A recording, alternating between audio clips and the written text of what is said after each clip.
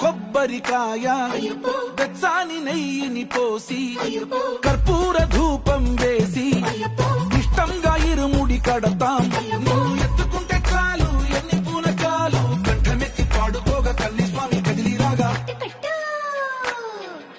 ఇరుముడి కట్టు కట్టు కట్టు కట్టు కట్టు ఇరుముడి కట్టు ఎక్కు ఎక్కు ఎక్కు ఎక్కు సారి మల్ల ఎక్కు.